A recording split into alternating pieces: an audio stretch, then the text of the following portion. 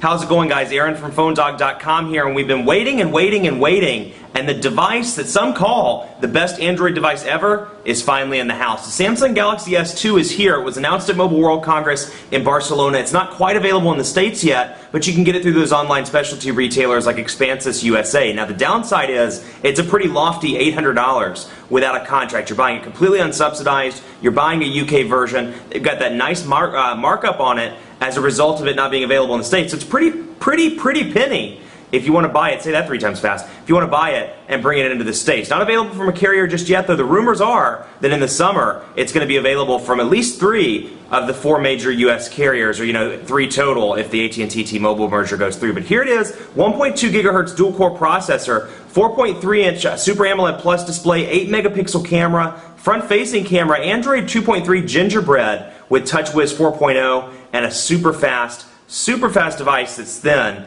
as well. Is it the best Android phone? Are there better US alternatives? Is it worth the $800? We're going to find out that and more in the full review. But first, special thanks to our friends at Best Buy. They're hooking us up with things like Thunderbolts, Sidekick 4Gs, and hopefully, if this ever comes to the States, they could hook us up with those too for use on One Paw Bandit game. When we go into Best Buy Mobile, you don't have to deal with rebates. You walk out the door paying the after rebate price, which is super cool. So thanks to them for putting those phones in the One Paw Bandit game. But enough of that, let's get into it. Full review, Samsung Galaxy S2, is this the phone to have? Let's see what comes pre-installed on this device, and keep in mind, because it's an unlocked and an unbranded device, there's no carrier-installed bloatware, though I'm sure when it comes to the States, there'll be plenty of bloatware, and you won't be able to uninstall it through Android, so something to keep in mind. But again, you can see how fast that loads up. I mean, incredibly fast, no lag when scrolling between the screens. But anyway, so you get clock calendar, and you're going to notice that some of the icons have changed with either it going to Gingerbread or with it being TouchWiz 4.0. So clock, calendar, music, internet, let's see some different ones. Email, that icon's a little different, camera, and I'll get into that in a second. The camera interface is slightly different. You get your Samsung hubs down here. You get Social Hub, Music Hub, Readers Hub, and Game Hub. So this is something we saw in the Galaxy S2 at Mobile World Congress. It did make its way in, but they're just little hubs where I can add a particular account like Facebook, MySpace. MySpace is still on there, so somebody has to use MySpace. But I can still access those and use Social Hub to kind of aggregate all that data. Music Hub, Readers Hub, Game Hub, they're what they sound like. You can download music, read books, things like that, games, and then scroll over. My Files, videos, all share. Keys, I don't know if it's Keys or Kais or Kies, how it's pronounced, but Kies Air.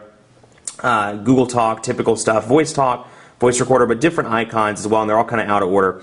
Mini Diary, Samsung apps. Samsung has its own app store here, so we'll load up Samsung apps and take a look at that just to see what it's like. And then after this, we're going to go into your questions, because I posed the question on Twitter, what would you like to see about the Galaxy S2? It's part of a new thing I'm doing in the part 2 of the videos, so we will get into that in just a second. But let's see, top apps, let's see if it'll show me. Okay, so here we go, how-to videos, AccuWeather clock, and download some of this.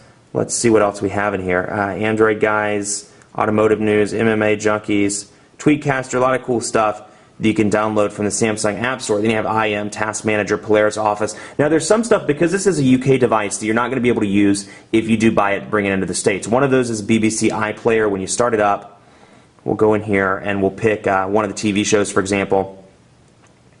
And you see BBC iPlayer is only available within the United Kingdom. Well, obviously I'm not in the UK right now, so I can't access that, but it is on there and pre-installed. And then you have some stuff I pre-installed, like Quadrant Standard, some of my apps. Now, one of the questions was, I'm going to jump into this one, one of the questions posed on Twitter was, will the Tegra Zone games work on it, or does it detect that it's not a Tegra 2 CPU, and does it close out? Well, I'm going to let you see it for yourself. It does allow me to download the application from the Android market. I'm going to Games here, and we'll go to one of the free games. Let's see. We'll do Vendetta Online, for example.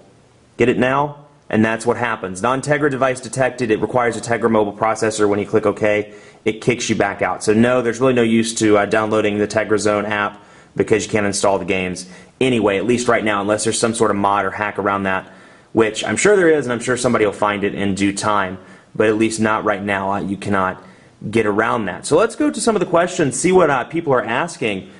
And let's see here. Let me scroll over my Twitter. and see if you buy this phone unlocked, would it only work on the Edge network for T-Mobile? Yes, like I said, and this may be in part 1 when I edit the video, but it only works in terms of 3G and 4G. It only works on AT&T, not on T-Mobile. The max you will get is Edge on T-Mobile. I'm running AT&T, so that's why you're seeing, for example, right now it's on 3G, which this is something I really like about the Galaxy S2, is it shows actually when it's on 3G and when it's on 4G H+, whereas the Infuse 4G shows just H+ all the time, assuming you're in 3G or 4G markets. So it is a little bit more honest on that front. Does the Galaxy S2 support Tegra optimized? Okay, that's what I just did. No, it does not support the Tegra optimized games. Battery life's been pretty decent. That was a question that was asked. It's a 1,650 milliamp battery. I pulled it off the charger yesterday, and actually I forgot to charge it last night, but I pulled off the charger yesterday at 9 o'clock in the morning. And with moderate use, it actually died this morning at about 7:30. It went through the night while I was sleeping, and I woke up at about 7:30, and it was at 1% left, and it died. So that's with moderate use. I consider that pretty good. When I went to bed last night, it was about 20%, and that was with phone calls, emails, browsing the web, downloading apps. So it's actually pretty impressive. It's not going to be anywhere in comparison to like iOS or or the iPhone or anything like that, but it's definitely for Android. It's a very powerful battery, and I've been impressed given the specs that this has. I expected it to be far worse. Let's see, battery life was, already answered that. Side loading on Galaxy S2, I'll show you so you can see, but yeah, you can side load on the Galaxy S2. Oops, let's go into settings, and you can just see how quickly it pulls me out of stuff and brings me back in. Let's go to applications. Allow unknown sources, bam. All you have to do is check that, and you're good to go. Does the compass work accurately, and how quickly does it pinpoint your exact location? Well, it pinpoints it pretty quickly. It is very accurate. I'm not going to show it on camera because if I pinpoint my location, I'm going to show you where my home office is. So that's probably not the best thing to do. But how loud is the speaker? A lot of people don't talk about call quality in these videos, so I'm going to jump into the phone and show you kind of an overview of the phone and the speaker and the call quality. So here's keypad, and you'll see some different stuff up here, and it's obviously customized to the UK with the U and favorites, but keypad, logs, contacts, favorites, and groups. So I have my logs, and whenever I text or call somebody, it pops up in the logs. I have my favorites, which are there, and I don't have any at the moment, but the island keys are still here, very typical Galaxy S / TouchWiz, but you'll see down here at the bottom, a little bit different here with video call, and then messaging and back. So you get a couple of different buttons down there. So let's dial 611 just to pop it up so you can see, bam. And we'll turn on the speaker so you get an idea of what it's like. I've been relatively pleased with it. Thank you for calling AT&T about your wireless service. So it's pretty loud, and you see the buttons that you get there as well, and that's what it looks like at the end, where you can create contact, update existing, and more. Now, the interesting thing about this device, it has one of the best antennas of any device I've used as well. I'm not in a particularly good area when it comes to AT&T. My new office isn't. And you can see I have 2 bars of service, whereas with some of the other devices, I hover between 1, maybe 2, or 0 to 2 rather. So it is, to me, one of the best devices in terms of RF that I've used. But I want to show you the camera. It's an 8 megapixel camera. It's capable of taking 1080p video, and if you want to see that video, head over to the site. I do have a post up on that. But I just want to show you this one picture I took last night. Now, this was taken in complete, yes, Yingling, awesome.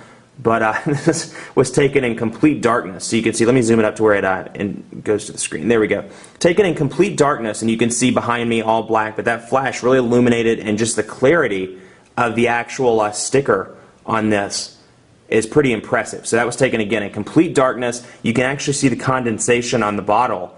So I've been really, really impressed with the camera. Let's do a quick shot here of the, let's just say the Infuse. And I'll come down here and take a picture. Just incredibly impressed. Let's see. Bam. Let's see what that one looks like. And we'll come in here. Let's see. So overall, you can see the fingerprints, my little smudges. You can bring up the AT&T logo. I mean, all in all, it's just very clear and a good 8 megapixel still shooter. 1080p video, was also very impressed with that. And let me pull the Infuse out of the way there. Very impressed with that as well. And then the front-facing camera, pretty decent. It's nothing to write home about, but good for taking quick, maybe videos or doing video chat, things like that. Speed versus Atrix and G2X. It's noticeably faster, much faster than the Atrix. The Atrix is very slow to me, though. Like, I've worked with the Atrix on a couple of occasions and was not incredibly pleased, with the dual-core performance. Even though Quadrant Standard says it's decent, I noticed some lag throughout the software. G2X, it's definitely definitely just ahead of the G2X. My advice to everybody that's watching this will be, if you don't want to spend $800, can't talk today, $800 for this device, go with the G2X because it's only $199.99. You'll get a great performing device for $200. So 3, battery life, talked about that. 4, can you sideload apps, talked about that. 5 is hotspot enabled. I will show you in settings, wireless and network. Tethering and portable hotspot. There you go. Bam. Wi-Fi hotspot is on the device out of the box. So you do get that notification light. No, it does not have a notification light. And that's one of the many frustrations, or one of the few frustrations rather I have about Samsung. A lot of their devices, with the exception like the Sidekick 4G, don't have notification lights. I like my notification lights. They should bring that back. Any news about US versions? Not just yet. Hopefully we'll hear more about that soon. Let's do a quadrant standard score test. I may do a speed test. We'll see in terms of network, but I'm going to do the quadrant standard just so you can see. We'll run the full benchmark. Call quality, like I said, has been exceptional on this device. Very, very good, and one of the best devices that I've worked with in terms of being able to hear, or being able to get AT&T cell service. I took it to a dead spot and was able to maintain the call. It wasn't as choppy actually as some of the other AT&T devices. It worked really well. And the speaker is nice and loud as well, I think, for my feeble ears. I need that loudspeaker, and it's very impressive both on the earpiece front and on the actual external speaker front. So you can see how quickly it's moving through this quadrant standard. Let's see here. Here it comes. I hope it comes to the U.S. soon. That's the rumor. Verizon, Sprint, and AT&T, and then kind of an alternate version coming to T-Mobile. So hopefully we'll see it this summer, but I mean, it's just an absolutely fantastic device. The problem, like I keep saying, lies in the price. Most people don't want to spend $800 on a cell phone. So in that case, there are some other good alternatives in the US, like the G2X. Let's see, benchmark device, 3,110. I mean, that's smoking fast. Absolutely smoking fast. And that's one of the slowest I've seen. Usually averages between, and the tests I've done, between about 3,300 and 3,500. So I mean, you can see it just blows past anything else on the market. I mean, that's pretty impressive for a device, and so it's absolutely fast. And you see it in day-to-day use as well. But just to see that number, never seen one before the Galaxy S2 in the 3,000 range. That's pretty darn impressive. Speed test, we'll do one as I'm signing off just to show you. But this isn't an official AT&T device, so keep that in mind. Much more coverage to come on the Samsung Galaxy S2. I've got a bunch of dogfights planned for this with the Infuse, with the Nexus S4G, with the Droid Charge, and more, because this is a high-end device, so we need to compare it to the other high-end devices on the market to see which one is better. So keep an eye out for those. But all in all, best Android device in the market right now. Do you want to spend $800 is really what you need to decide, because as you can see, it's pretty pricey. If you're just buying it from Expansis USA or one of those stores and bringing it over, you may be better fit to go, or better suited rather, to go with a Galaxy S4G or Nexus S4G or a G2X, where you can get the subsidized price. But awesome device, best on the market. TouchWiz 4.0 is exceptional, and Android 2.3 is a nice touch as well. Keep it locked on the site, and be sure to like us on Facebook, facebook.com/PhoneDog. We're giving away iPads and phones and more as part of our iPad 2 and smartphone sweepstakes. It's colossal. And that's why we call it the Colossal iPad 2 and Smartphone Sweepstakes. Follow me on Twitter as well, PhoneDog_Aaron, and on Facebook at facebook.com/PhoneDogAB. Thanks so much for watching.